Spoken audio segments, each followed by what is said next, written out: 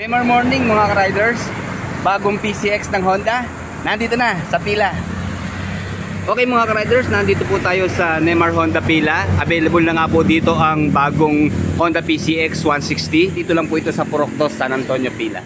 Kararating lang po nung Sabado, May 17, 2025. I-review sana natin kahapon kaya lang linggo. Sarado po sila kapag linggo. So ito, nagkaroon tayo pagkakataon ngayong Lunes. Kaya tara, bisitahin natin sa loob yung bagong PCX 160. Balik open lang po nila Ang office hour po nila 8 AM to 5 PM. Shout out kay Sir Jake. Kaya tinutulungan tayo magsalansang ng motor. Saka kay Sir Mark. Sir, good morning. Neymar morning, sir. Shout out, shout out. Ito yung ADB, syempre. Sana ito magkaroon din to ng version 3 na para mas maangas. Nasa kaloob-looban po kasi yung 2025 na PCX ng Honda. Sa mga naghahanap po ng PCX at ADB, marami po dito sa Neymar pila. Isang available pa lang po dito sa Neymar Honda pila itong standard version po ng bagong Honda PCX 160. Siguro sa mga susunod na araw, gagawan po natin sila ng comparison. And for the meantime, dito muna po tayo mag-focus sa standard version po ng 2025 Honda PCX 160.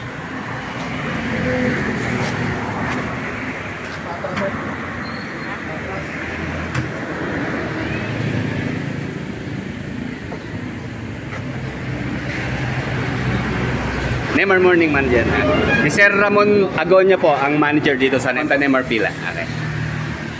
Bago tayo mag-start, pinapagwapo po muna ni Ma'am Quincy ang ating shoutout Ma'am Quincy.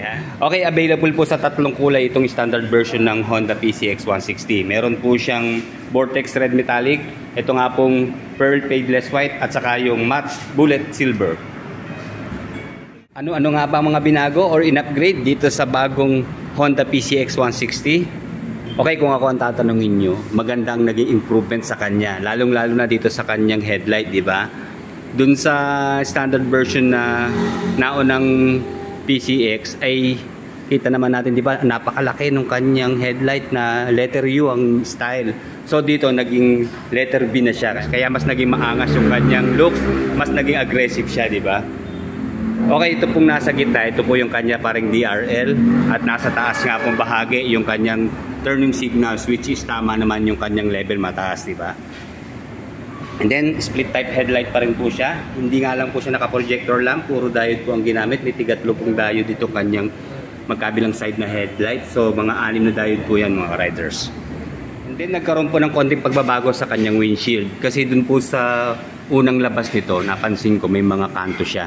Sa bagay, gagawa po natin ng comparison yung dalawang PCX na yan. Unahin lang po muna natin itong si standard version ngayon 2025. Okay lang naman kahit medyo dark yung kanyang windshield kasi mababa lang naman siya. Hindi makaka-block sa view ng rider. Kasi kung ito po ay mataas, dapat maging clear visor na lang siya. And then sunod po na napansin natin, nagkaroon na po ng cover itong kanyang naked handlebar. Diba dun sa unang version, naka-chrome yung kanyang naked handlebar. Mas maporma po talaga ang naked handlebar. Pero para sa akin, mas bumagay itong may cover. Alam nyo naman, malapit na tag-ulan, so parang jet ski talaga ang datingan na. Joke lang mga riders. Then yung kulay na ginamit po dito, ayan, gray at black combination. Kaya mas naging premium ang datingan niya. Lalo na't meron pa rin siya dito na emblem ng Honda. And then yung kanya pong digital panel, hindi naman nabago. Ganito pa rin po ang style dun sa unang version. Nga pala, klaruin ko mga riders ka, kaya ko po nasabi dun sa nakaraang review natin na version 3 to. Kasi meron nga pong Honda PCX na 150. So yun po ang, para sa akin lang po mga riders ha, yun po ang version 1. At ang version 2, ayun. At ito na ang version 3. Pero yun naman po ay para sa akin lang ha. Pero ang sabi nga po ay version 2 pa lang ito. Sa kanyang mga button and switches, ganun pa rin naman po. Andito sa left side yung kanyang high beam, low beam, horn, turning signals. And then dito po sa kabila, yung kanya pong idling stop, hazard lamp sa gitna, itong kulay gray na button, at itong kanya pong electric starter push button. And then pagdating po sa kanyang mga brake master, buti hindi binago. Dito pa rin sa harap nakalagay yung kanyang window. Kaya kita natin, mamomonitor natin yung condition ng ating mga brake fluid. Nga pala, CBS version po ito ha, itong standard version ng 2025 Honda PCX 160. Kaya yung kanya pong mga preno ay nagtutulong po yan. Then maganda yung kanyang brake lever, aluminum po ang ginamit. And then ganun pa rin po dito sa kanyang taillight, wala namang nabago. Magkakasama pa rin po sila sa isang pwesto, yung kanya pong taillight, stoplight, saka turning signals. Mas futuristic din ang dating ng PCX, diba? Yung kanyang taillight, parang letter X. At syempre nakilala natin si PCX na wala talagang decals. Mas naging premium pa ang kanyang datingan dahil ito pong kanyang emblem ay naka-chrome at naka 3D yan, syempre naka-emboss. Bumagi naman po yung kanyang footrest na naka-chrome din na aluminum. At ang lapad po niya mga riders, so kahit walang rubber okay lang dahil hindi naman dudulas yung ating sapatos dito. Check po natin yung kanyang mga gulong. Dito po sa front tire ng standard version, IRC tire po ang ginamit. Siyempre tubeless po yan. And then may sukat po na 110 by 70 by 14. Then kulay black po yung kanyang mag wheels, wala ng decals na kasama. And then naka single disc na naka dual piston caliper, and then telescopic fork na front suspension. At dito naman po sa rear tire, 130 by 70 by 13 po ang sukat. Naka single disc at single piston caliper at dual shock absorber na po dito sa kanyang rear suspension. Okay, naka-enhance Smart Power Plus po ang kanyang engine, and then wala na po siyang kickstart mga riders. At syempre meron pa rin pong kill switch sensor yung kanyang side stand. Sa center stand, ayan, malapad at medyo matatabang bakal. At dun po sa kanyang footrest, ayan, may extension pa rin. So pareho lang din naman po sila ng sukat dun sa naunang version. And then wala rin naman po na bago sa kanyang grab bar. May cover lot po dito, yung kabitan ng ating top box. Ayan, pag mag-extend po tayo ng additional na bracket, na dito po yung kabitan ng bolt. Tatanggalin lang tong cover. Okay, sa kanya pong seat cover, wala naman na bago sa upuan. At naka one tone lang siya. Pero dito po sa back rider seat, medyo magaspang siya at medyo makinis naman po dito sa rider seat. Pero okay lang kasi ang lalim po ng tabas niya. Oh. Para ka na rin naka-camelback type na upuan. May sandalan tayo at stopper. Then yung kanya pong tahe dito sa gitna, single stitch lang, double stitch dito sa back rider seat. And then malambot yung kanyang pong. And then wala rin naman na bago sa kanya pong U-box. Ganun pa rin po ang size. Malaki siya. Kasya po dito ang isang full face helmet. Siyempre nandito po yung kanyang stock na battery, basic tools at saka manual. Nga pala ito yung kanyang side mirror. Ganun pa rin po. Wala namang nabago. And then sa kanya naman pong stock na muffler, hindi naman po siya nabago. Yung kanya pong heat guard na plastic, kaya medyo flexible siya at malapad siya mga rides. So hindi tayo mapapaso dito. At okay lang naman kasi itong kanyang muffler, hindi po siya perfect round shape, medyo mahaba siya pero hindi kasing taba ng mga typical na scooter. Yung kanya pong tip meron din pong plastic na headguard na kulay silver. And then 900 ml po ang kanyang engine oil capacity. And then siyempre meron pong radiator cover para protection natin din sa elbow. So naka liquid cooled nga po itong si PCX 160. And then 120 ml po ang kanyang gear oil capacity. Ignition system, bali naka smart keyless system. Wala nga lang po siyang stick key or yung physical key. Meron po siya yung emergency key. Pag in case nagka-problema tayo sa battery, di natin mapa-start, aalisin po natin ng cover na to para mapihit natin siya ng mano-mano. And then kasama po ng kanyang ignition yung kanyang fuel and seat button. Then wala rin po na bago sa kanyang fuel tank capacity, nasa 8.1 liters.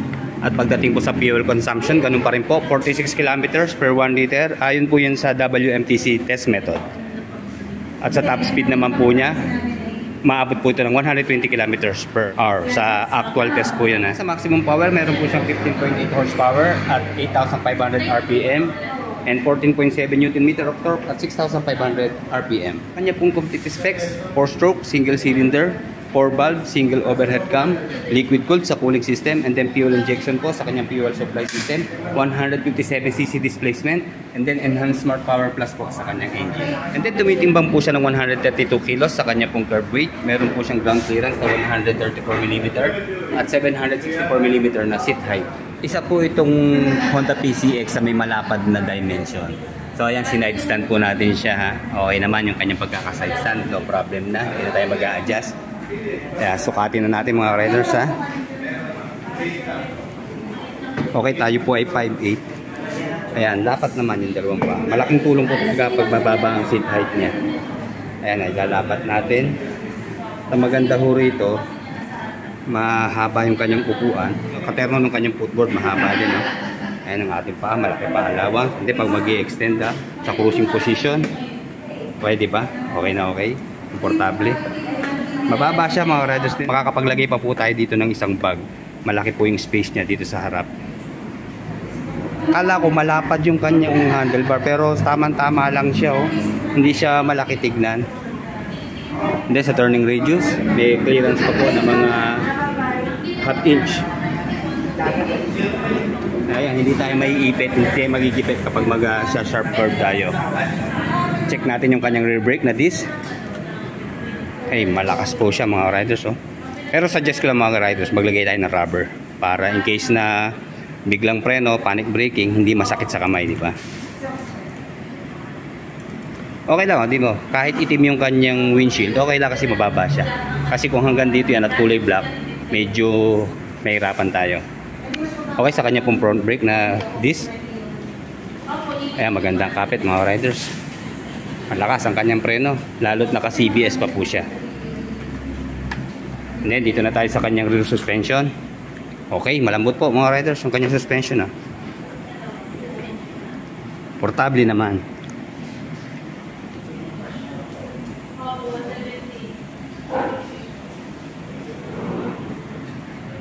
Nga pala, yung kanya pong pocket dito sa left, check natin ha.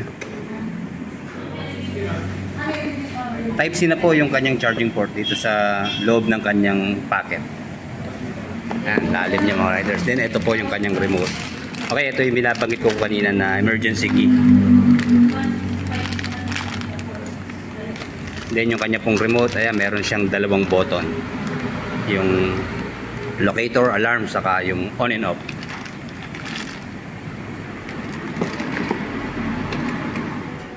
Okay, ito na ang iniintay nyo mga riders, yung kanya pong updated price ngayon pong May 19, 2025. Ang kanya pong cash price sa muna po tayo ay standard version ng PCX 160. Ang cash po niya ay nasa 134,350 pesos. And then kung installment naman po, magda-down po tayo ng 15,000 pesos. Sa 3 years po, monthly 6,715. Sa 2 taon po, 8,390. Sa 1 taon naman po ay 13,415 pesos. And then kung meron po kayong mga katanungan, pwede nyo pong i-visit ang kanilang Facebook account na Neymar Honda Pila. Pwede rin po kayo mag-apply through online, basta message lang po kayo at sasagutin naman po kayo ng kanilang admin. Pero mas maganda po kung makakapasyal kayo dito sa kanilang branch sa Neymar Honda Pila. Dito lang po sa Barangay San Antonio, Pila, Laguna. Hanggang sa muli mga riders, like, comment, and subscribe sa ating channel. Salamat po.